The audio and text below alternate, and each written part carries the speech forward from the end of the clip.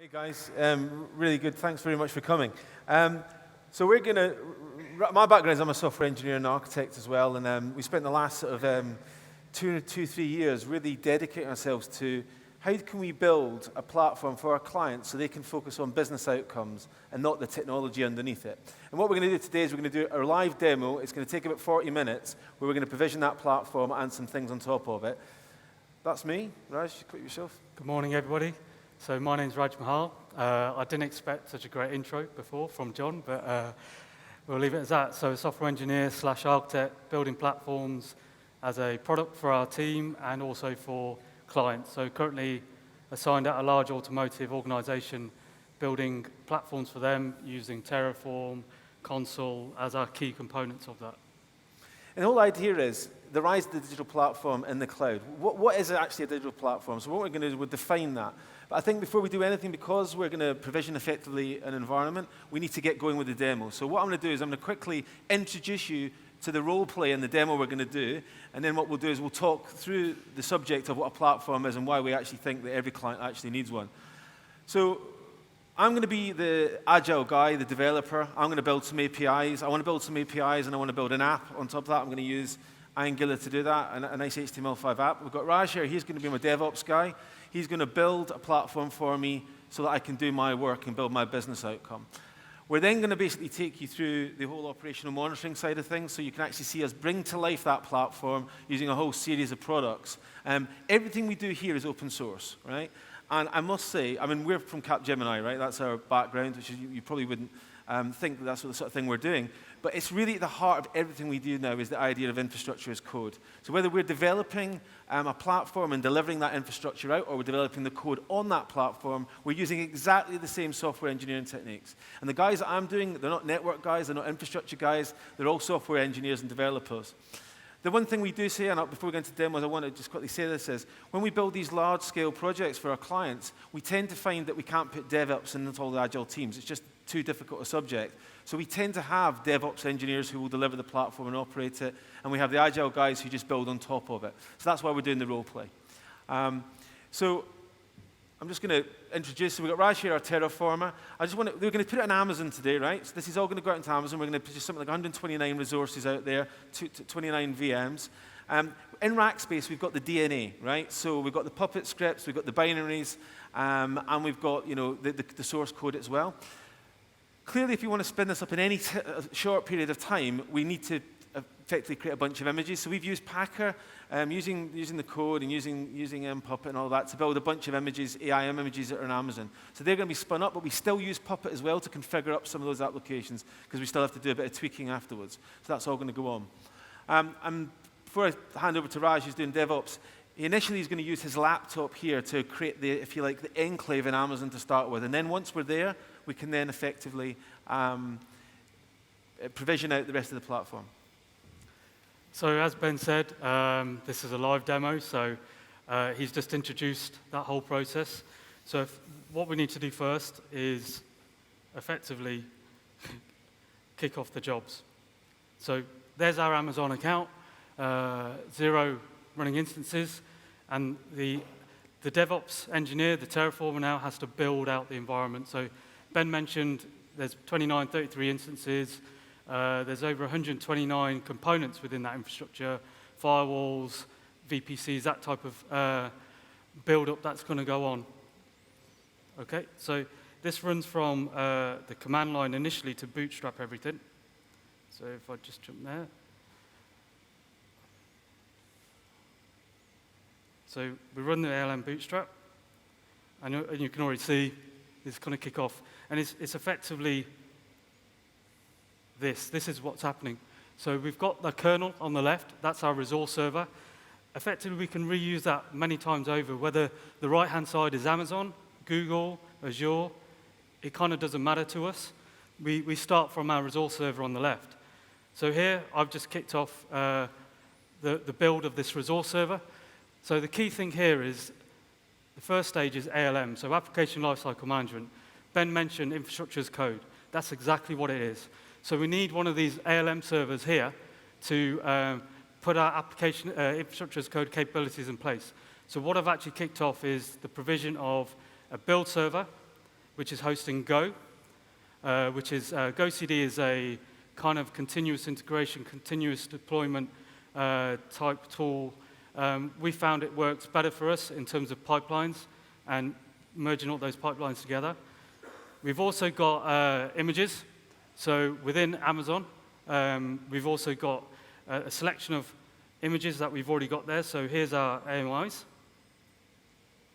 They're in there available to us. So let's just see if refresh the, so we've got 2 running instances in Amazon there. So they weren't there before. So we're building the ALM server. The ALM server also has a worker, and that's the agent. So the agent is actually what gets dedicated the work to build out the environment. So let's just have a look here. So these are all these tabs across here will be all the kind of services, the capabilities that appear. We've got Go, we've got Console, we've got Sensu, Grafana. The first step should be Go. So this is coming up hopefully.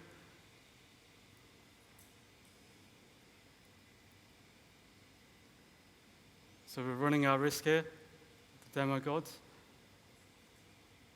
Yeah, we've been praying to the demo gods all night.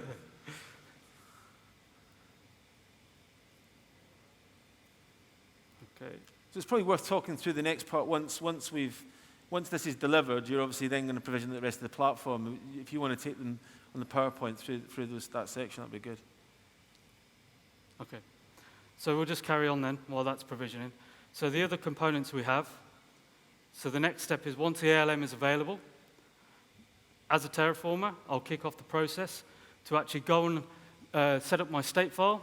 So it does an automated adjustment to the state file in our stash. So we've got a stash repository there.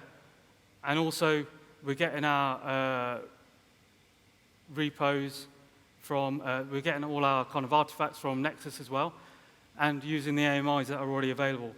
And the idea is, once the ALM is available, we're going to build up console for service discovery.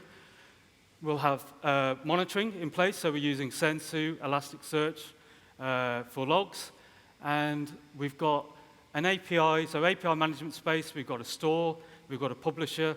So the whole point of our platforms is to enable integration with back-end systems, business value effectively. So we've got a kind of integration stack there, an API gateway, some software load balancers, we've got an ESB, and we have a MongoDB at the bottom. And then on the top corner, the HTTP server is actually a Node.js server, and we'll have a HTML5 application. The intention of the HTML5 application is to maybe give you guys a chance to interact with the platform, if it all works nicely, to send messages through that we will monitor, and show you all that live activity.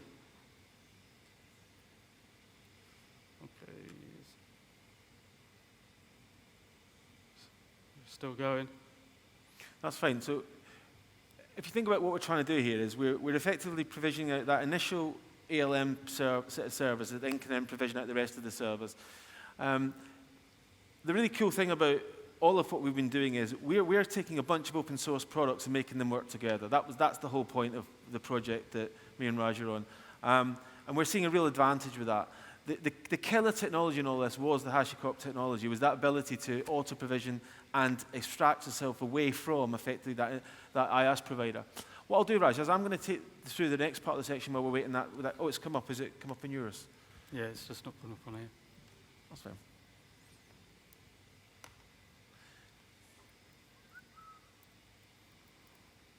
Okay, so it's actually running. It's just not showing up on Ben's machine. So I've got it in here. What it is the DNS. So if you imagine these IP addresses are all spinning up, right? And we've got console which knows what they are internally within the network, but we have to tell a simple DNS, something on the internet, what this new IP address is. So all it is for some reason I'm not getting the resolution to the IP address, but he has, which is there you go. So we're in. So I'll type it in for you, Raj. There you go. Okay, so we've got a series of pipelines here. So pipelines is a concept where you can aggregate various kind of jobs, tasks, etc., into one kind of continuous run. So what we've got to do is we're effectively going to build the integration stack. We're going to use Terraform to do that. So if I kick that off. Enable the agent.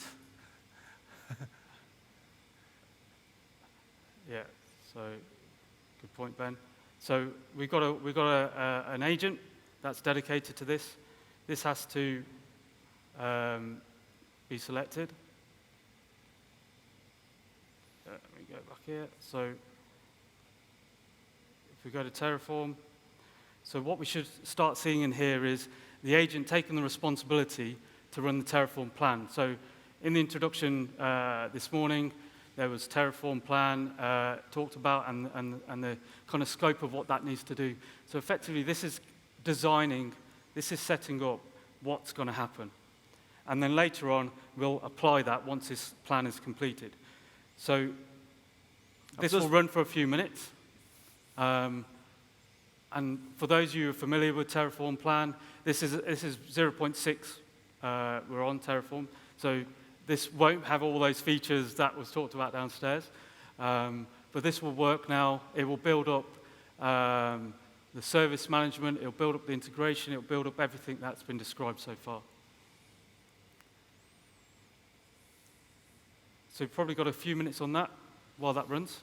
Yeah, I mean, this is analogous to compiling the code, right? So Terraform's giving you that ability to script, building your network, building your firewalls, building all your images, wiring all those things together. So now we've got this concept, we can store that as code.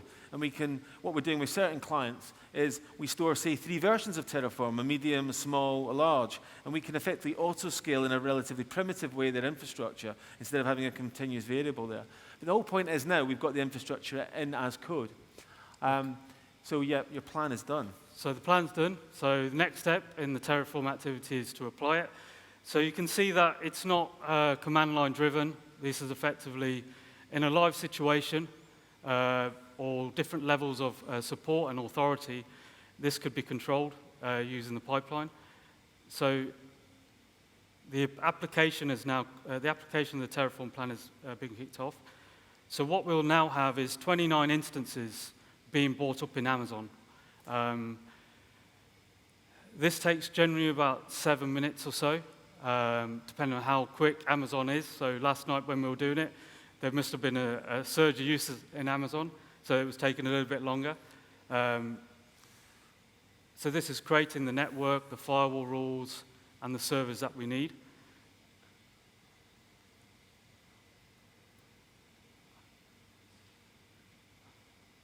So we'll start to see these populated, and you can see things coming up now slowly coming through.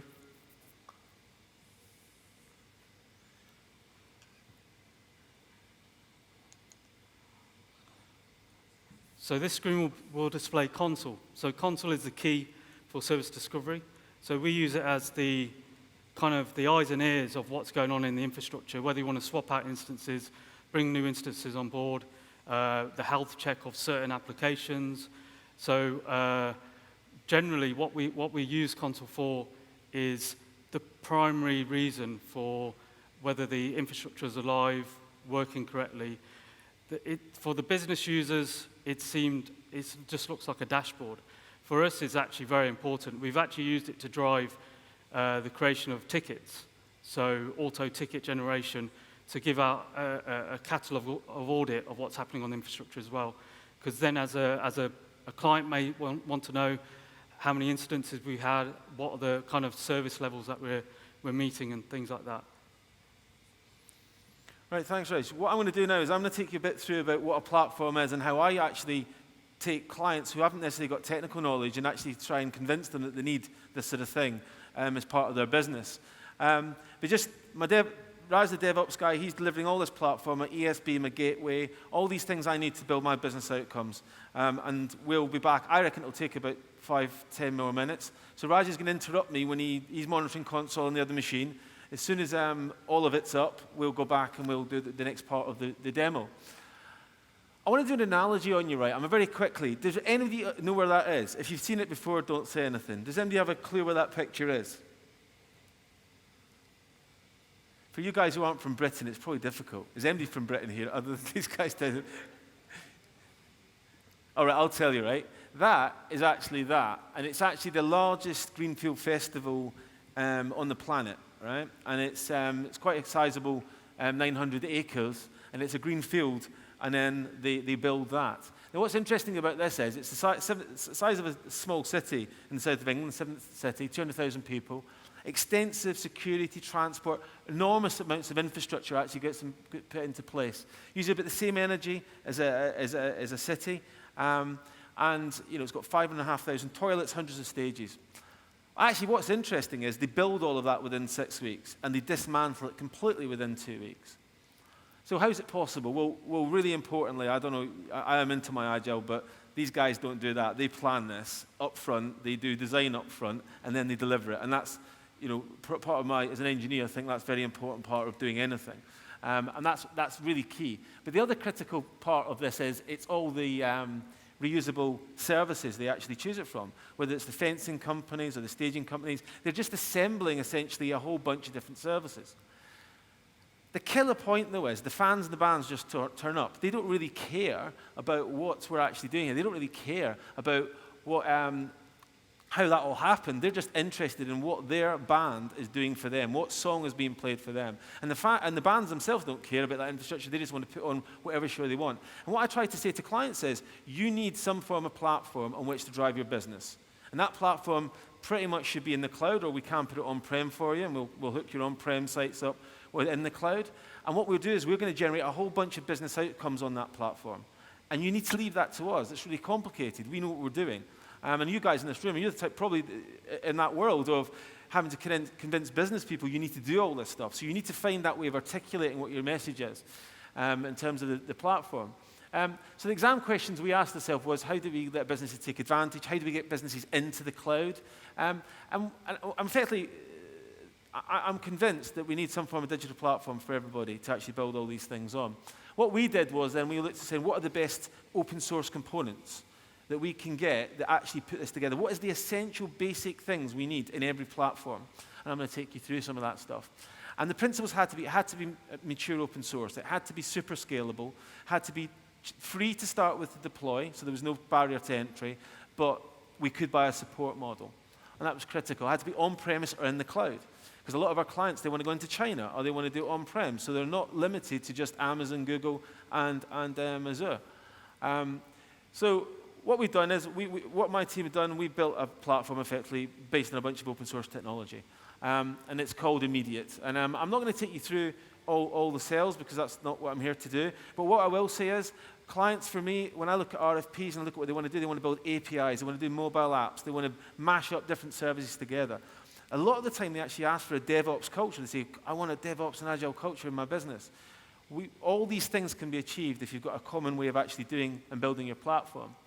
So I'm just going to take you through the architecture of what I think a digital platform should have, the bare minimum.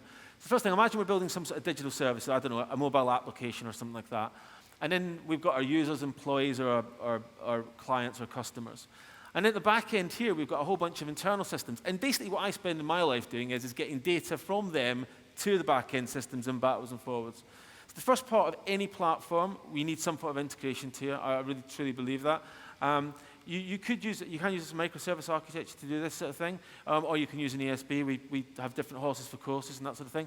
But this is going to deal with all of your, this is going to deal with all of the sort of things, or your patterns, your standard orchestration, and all of this. I'm not going to bore you with ESB patterns, right? You'll no doubt be all over that. This is absolutely critical to a business, though, is having an API gateway, having somewhere that somebody can come in and they can actually take a view on your business. And they might do something with your business that you've never expected to do. I mean, that's what Amazon did. Well, I'm working with major banks. I'm working with the automotive industry, and they are trying to basically API enable their business. They have no idea what people are going to do with those APIs, but they need to do it. Security is really key as well as part of this. Whether it's multi-factor, whether it's registration, whether it's managing identities, whether it's fitting in with different identity stores, you can't do the integration and API gateway without thinking about this. And I see too many projects going on in companies where they think about them separately. You've got to think about them as one thing. And then critical, what's the eyes and ears? What Raj is going to show you later on is when the platforms come up and we've got it running, we're going to show you the eyes and ears, the actual, how do we view the log files? So we use ELK to do that, Elasticsearch Log Slash and Kibana. How do I tell how much money the platform's making, or how much money's costing me? What are the metrics of the platform? We use a thing called Graphite and Grafana to do that. And we use Sensu, which is a way of collecting central data for those services, which we'll actually show going through. The secret sauce, though, in all of this, and we didn't start out this way, but the secret sauce became the auto-provisioning stuff. We looked at a lot of technologies out there to do this, and what we wanted was, it's not the case for all clients, but it's the case for a lot of the clients that I want to work with. They don't want to be tied into Google, or they don't want to be tied into Amazon, or tied into Azure. And in fact, they want to put their businesses in China, or maybe their Chinese business, they want to put their business outside China. And me and Raj, we were in Shanghai 4 or 5 weeks ago. There's enormous business opportunities if you can make that platform portable. And when we looked at a number of technologies, JClouds, there was a whole bunch of stuff we looked at over the thing. And then we came across the HashiCorp product set. We just fell in love with it. And we put it really at the heart of all the things we kind of do. And I'm quite excited about that. The last thing is really Application Lifecycle Management. So the ability to have that Go pipeline. You can use Jenkins, you can use Bamboo, you can use one of the things. We like Go. It's a really nice dashboard from ThoughtWorks. You guys no doubt know Martin Fowler and all of that from the past. But that's giving us that ability to create that pipeline. And I've got a diagram I'll take you through, which will show you how that works. But the key point is, with this platform, whether I'm provisioning the platform or whether I'm provisioning something on the platform, I'm using exactly the same tool set. Exactly the same tool set. Do we have any luck with our environment? So, are we having a disaster? We've had a disaster. So, oh dear. So servers created, there, but not all of them. So, there's a particular piece of software or component we use, WSO2. So the WSO2 API management solution that we have the open source version we use, that hasn't completed. So it's a little bit stuck without the rest of that. So if you finish off the presentation, I'll try and get it fixed. Okay. Disaster. Right. We've done this about 3 times today, by the way. In fact, I was about 4:30 this morning provisioning it, and it was absolutely fine. I'll tell you one of the problems we have is when you try and build 29 servers or however many servers, and they're all networked together and all of that, when the application, it's all very well if you've got some sort of microservice on a Docker container and it's got whoopie-doo. When you've got one of these complex products that requires a lot of things and it needs to know where the other products exist, you can get race conditions caused. So we have to, in the Terraform scripts, we have to put delays to allow the other things to complete. And if we get the actual environment itself creates delays, then we can get things that are out of kilter, and that can cause problems. The one thing I want to take you through, in terms of the stack we use, because this might be of interest to you, because if you guys are actually you're building stuff for your clients, you're going to think about, well, what am I going to do? So if I take you through this, so if I take you through integration, for example, we've chosen between WSO2's, ESB, and Mules, but we also use Spring Boot for microservices. You can use whatever you want, really, in that space. But we will build APIs on that as well. For the API management solution, we use WSO2's API Manager. And that provides you the ability that, I'll go through that. We've got a publisher and we've got a store. I was actually going to demonstrate that to you and actually configure all that up. What a publisher and a store does is, so the publisher has the ability to configure using, say, a Swagger file. I'll show you one of those in a minute, which is a definition of your API. And then you can load that up into your publisher, and then you can publish to the store, and then publish that out to the gateway. In terms of identity access management, we use ForgeRock's product set. So that's, you might have remembered this from Sun. It was part of the original Sun product set, and then they all left because they didn't like Larry. And they created a company called ForgeRock. But that's using OpenAM and OpenIDM and OpenDJ. So they're open source products as well. And also, on another client, we actually use WSO2 as well, IDM Manager. In terms of ELM, we are sort of wedded to the Atlassian tool set, and I know there's a lot of people who like Rally and all these other things. It's just a lot of people know how to use it, and a lot of people want it, so we've focused on that one. And we use a couple of options in the pipeline. We've got Go, we've got Jenkins, and we've got Bamboo. I know they're not all exactly the same, but we can use them to deliver the pipeline. In terms of our binary repositories, we use Nexus or Artifactory. Both, I think there's pros and cons of both. I think Artifactory is better if you buy the support from them. In terms of the auto-provisioning, it's essentially all the HashiCorp product set. We aren't using Nomad at the moment. We're effectively using Vagrant, Packer, Terraform. We're going to start using Vault. We haven't got to the level now, I would say. I mean, I know everyone likes to think they're at the level of moving application loads, workloads around VMs and all that sort of thing. We're not there yet with our clients, but we will get there. We're still in the kind of VM, kind of Docker phase, where we're spinning them up based on using Terraform to actually change the plan and actually change the size. But we will go to the full Nomad thing eventually. And we use Puppet. The reason we use Puppet is because we've got a whole bunch of people who know how to use Puppet. And, we could have gone to Chef, we could have gone to Ansible, but we stuck. Sometimes you've got to, one of the things I struggle with, and I have to keep the team together, we have to do a technology for a while. We can't keep swapping, because when we end up with lots and lots of clients on this technology, the more the stack is similar, the easier it is to support, the easier it is to train on, the easier it is to build people that can actually work on the environment. And the last thing down the bottom here I think is really important is our platform, we kind of do it in, you can do integrations and APIs. Let's take that incarnation of the platform. So we'll put that on Google for you, Amazon, or Microsoft Azure, and we support OpenStack on VMware as well. So the idea, so one of our clients is going into China, and we'll probably use Huawei for the data center there. Because it's an OpenStack-enabled data center. And of course, this is what the auto-provisioning technology allows us to do. It allows us to abstract away from the, if you like, the OS, the operating system, in which in this analogy is the IaaS provider. They're all still trying to create the best OS. What HashiCorp allows us to do is take away that pain and actually deal, I know it's not exactly, you still have to understand the nuances of the platform, but you certainly don't have to be a specialist in Amazon. You have to be a specialist in Terraform, and then you can model that out. And that's actually good for us, because it means we have to train less people and less products overall. So I'm going to go through the pipeline. Just check to my friend here. It's all gone wrong, hasn't it? You're trying to recreate it, yeah. Oh, he's actually trying to recreate it. So, yeah, we've got 30 minutes left. Who knows what will happen. Here we go. Anyway, I'm going to fill. No, I'm not. I've got continuous delivery pipeline. We'll open up to some questions in a minute. I think this is a critical pipeline. This was all part of what I was going to take you through, was the idea that once we've got this ALM in position, we can either use this pipeline to build out the infrastructure, or we can use exactly the same pipeline to build the apps and the APIs on the infrastructure.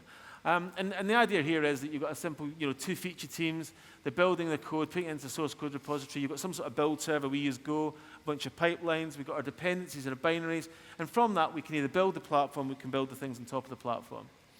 In terms of the operational monitoring, what we do, every single thing we spin up, every VM has 3 things on it.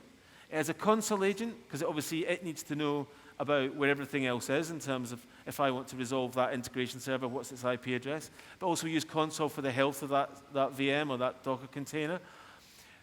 We use Sensu, which is essentially a way of, we run sort of the collect D or something on the actual server, so we can collect all the machine stats from that and bring that centrally. But we can run any form of script on that and bring it centrally. And if you think about events, we need to understand events. This is the sort of technology we use if we want to do auto-scaling.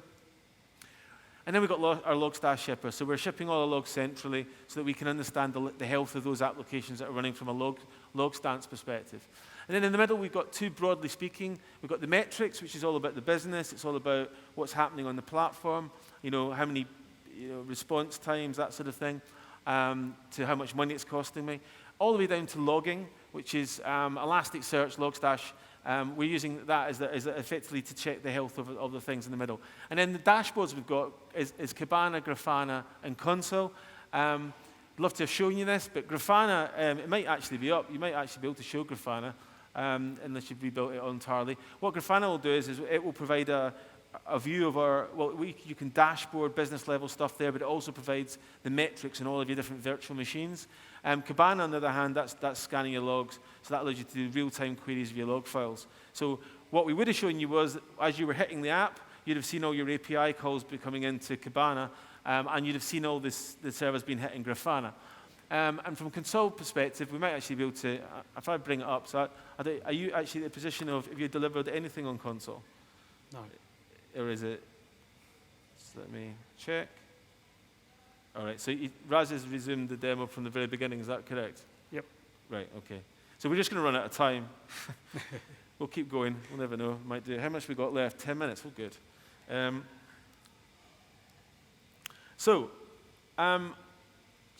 What I want to do now is I'm going to quickly take you through what we would have seen, and we're probably not going to get to it. Well, actually, what I will show you is I want to show you a couple of things in terms of the way we're doing our APIs. So from the perspective of, I suppose one of the things that what we're trying to do, and I'm interested in people's opinion about this, but I can't deal with the subject of just DevOps on its own and all this Terraform stuff on its own in HashiCorp. I have to deal with the whole thing, so how we're actually going to build those APIs and all of that. So often our conversation can go, well, how am I going to define an API? How do I create an API world within my business? And they kind of just assume that all this auto-deploy stuff's just going to work. And of course, we all know automating everything is really difficult. But if we're going to actually build an API, you've got a couple of choices. If you use Mule, they've got a standard called RAML, which allows you to define your API. So you can have a business analyst or something define those APIs, work with the client and what they want in their business. Or you can use Swagger, which is a really good standard to do it. The products we use, WSO2, allows us to import that Swagger file, and it will effectively create the definition of the API within the product. What this was going to do is this is a simple API. It's got that you was going to be doing, and it's effectively got a get method on messages and a post method, and that would have got all of the comments you'd posted, and you could have posted comments via the app. I suspect I told the team not to make any changes while we were doing the demo. I think one of them doesn't like me. I got a titter. Excellent. Right, okay. So what we would have then done was we would have done is I would have been the developer. In this situation here, what I'd have done was I would have checked in my API. I'd have used my Swagger file, checked it in, and used the Go pipeline to then deliver out onto the ESB and API. I was then going to manually configure up the publisher and the store and publish to the gateway, not because I can't automate it, but because I just wanted to show you that product set, because it's quite an interesting product set. And then what I was going to do is I'm going to get you to go to that URL, which won't exist at the moment, and you would have seen there was no application there. And then what I'd have done was I would have gone into Git, and I was going to modify the Angular app, change it, check it into Git, and then I was going to go to Go and effectively kick the pipeline off again and build on top of the Node.js server that Raj has provisioned for me. In which case you could have then gone to the application, which you can't do. Okay, so we're kind of the whole point of this was going to be really the punchline for me is just see if the actual you've not even got to console yet, you know. So the punchline for us was the ability to build these platforms, the ability to actually put them in the cloud and hook them up with your on-premise services is what everyone's going to want to do, right? And you've got a couple of choices. You can go for IBM Bluemix. Somebody will say use Cloud Foundry. Somebody will say use Kubernetes. Somebody will say use Meso. And they'll throw all these technologies and all this different stuff, right? And all I know is it's taken us 2 years with a really bunch of clever guys to get to a position where we've got a stack that works together, right? And I'm seeing every company trying to do that, and a lot of the time they just wheel spin. So I think one of the strong pieces of advice that I would give any of you guys, if you're trying to do this sort of stuff, is that you really think about the overall what you're trying to do in terms of the architecture, and then build out the product set and make selections, and then try and stick with those selections as long as you can. It's quite a difficult thing to do. I know it depends whether you're selling to other clients, or you're building for other clients, or you're doing it yourself. And I think we need one of these things, the thing you haven't seen, right? So that was quite awkward. So anyway, any questions for me? Please ask me a question, for God's sake. Man, there.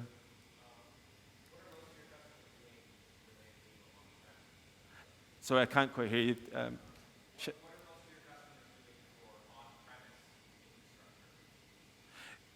Interesting. So a lot of them have VMware already. Well, if it's physical, I just don't go near it. I say, sorry, you're not ready. A lot of them have VMware, but VMware, as you probably know, it's not very HashiCorp. Using those products to go to VMware itself doesn't really work. So what I'm advising all our clients now to do, if they really have an on-premise service, they're either going to go to IBM Bluemix software, or, I mean, these are big banks, right? They're not going to do it all by half. They're going to use a big provider like IBM to do that, or they go to VMware OpenStack. And it's to give it that, it's obvious, as your question sort of leading me, you've got to have an API endpoint even if it's on-premise. And that gives you a journey to the cloud as well. That's what I always say to them, because that's where you're at now. Maybe one day you won't want your own data center and we'll actually put it into the cloud. And actually a lot of the times they're moving legacy workloads into the cloud. So they're actually quite happy to move some of it, but not all of it. It's a good question. Any other questions? Yes? So how are they finding OpenStack? Well, we used Rackspace as our particular thing. Now, I will say the two clients we're doing, and one is in Amazon, one is in Google Compute. We ourselves, we've used OpenStack, we've used it extensively in this, and we've actually taken the platform we've got now and we've run it on that, and we've ported it to Amazon and we've ported it to GC. Because we're going to go into China with this platform for a big automotive company. So we found, I mean, Raj, you might want to comment on this. We found that obviously you have to adapt the scripts. They don't work out of the box, but the adaptation is quite minimal if you've written the Terraform scripts in the correct way to begin with. But it's like any coding. Bad developer will build a bad Terraform script. So as long as you've got the modularization, in fact, we've got, if you talk, I'll bring up one of the scripts and you'll see what I mean. So it's the OpenStack thing is quite a new kind of development feature. So it requires, so we've got a couple of guys who spend a lot of time in their own time. They're trying to almost build something, what we call an accelerator for OpenStack. Primarily, it's a little bit scary for some clients when we talk about OpenStack because, it's not Google or it's not Amazon. It's kind of like that. So our first encounter was Huawei in China. So they said they've wrapped OpenStack and they've tried to put their own kind of interface on the outside of it. The unfortunate thing with that is it kind of diverts slightly away from what it should have been. And so when you start to interact with their interface, you're finding it's not quite complete. So I think it's a maturity thing at the moment. So it's kind of one of those, is it important for us at the moment? For our clients, it's not. For us, it is. So it's a balance of priorities. So luckily, we've got a couple of guys who try to make some effort in their own time to get to grips with that. It will definitely be, I think, our first. We've got Capgemini China, so we've got a team out there. They're actually going to explore this in more detail because they're not interested in using Amazon or Azure or Google at all. They'll be using Huawei as their alliance partner thing. So that's where we see it at the moment. It's kind of a bit of a specialist niche thing, perfectly honest. Just show you what Raj has had to do. What he's tried to do is he's tried to destroy all the. So in Amazon, if you look at Amazon, what he had to do was he tried to revert it. But the problem we've got is to take all the VMs down, which he's doing, it's terminated them. Then we have to build them again. So he's only got the two things back up. So we just haven't got the time to do it. Any other questions?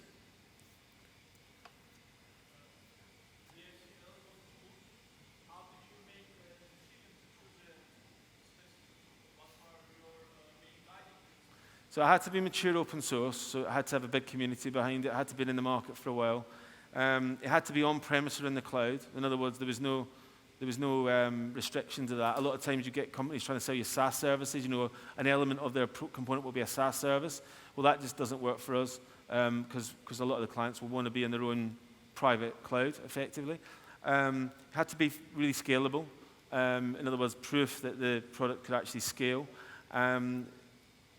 And the license cost, it had to be proper open source. So the only exception we made to that is Mule, which is open core, and I really despise that personally because it causes you a lot of problems. But everything else is open source. So the point is that a lot of times we've got a client will do a POC for us for they've got a small amount of budget, but then it leads to a much bigger deal because they've got something, a business outcome out of it. If you see my point. So that was the reasons for their criteria. But also skills. So longevity. Yeah. We don't want something to disappear within 3 months and we have to contract loads of people in just to do something and then it kind of just disintegrates into an exported tool. So we do focus a lot on our people we really encourage them to have the skills and the products that we work together with that will give us kind of 5-7 years worth of deliverable capabilities. So we're definitely not short term. We can't afford to be perfectly honest. Such a large company. So we focus heavily on the people and their capabilities of using these products. Because we have to suddenly find ourselves maybe, like we're finding now, we're having to scale. And we just can't meet the demands that are coming in for these skills and these capabilities. And if we had, say, a large variety of other technologies, we just couldn't keep up. Yeah, and that's a really important point. We're hiring in all countries, including the UK, for people who can do DevOps or APIs and management, all that sort of thing, like so everyone else is. So if you're interested, when the slides come out, my contact details and Raj's contact details will be at the end. Please give us a call. Unfortunately, that's all the time we have for questions. Can we give a hand to Ben and Raj? Well done.